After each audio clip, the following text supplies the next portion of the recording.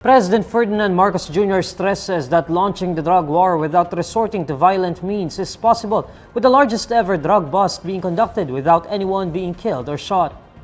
In a short briefing following his inspection of the confiscated shabu in Alitagtag, Batangas, Marcos says that the drug bust was the biggest in the country's history. Ang estimate, baka umabot ito ng 1.8 tons. So, ibig sabihin, ito na yung pinakamalaking huli na nagawa natin. But hindi lang ito. Meron na tayo as of today, ang huli natin is already 13.2, 13.3 tons.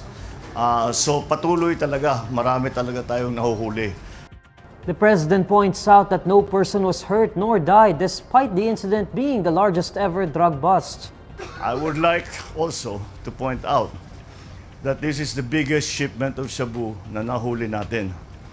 But not one person died. Walang namatay, walang nagputukan, walang nasaktan. Basta't inoperate natin ng dahan-dahan, yun naman dapat ang approach. Para sa akin, yun dapat ang approach sa drug war. Na ang pinaka-importante is matigil natin ang pag-ship ng mga drugs dito sa pagpasok sa Pilipinas. Marcos believes that the approach in the drug war should focus on eradicating the entry of illegal drugs into the country. This is the approach that we are taking to the drug war.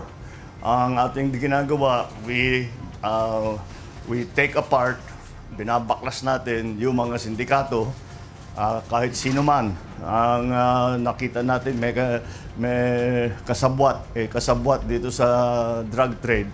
Kahit sino man, kahit politiko ba na powerful politician o police o kung sino man, talagang iniimbestigahan natin.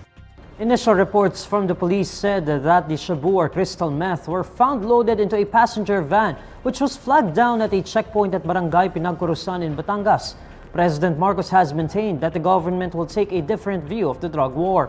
During his first official visit to the U.S. in September 2022, Marcos said that his administration will take a slightly different approach to former President Rodrigo Duterte's drug war.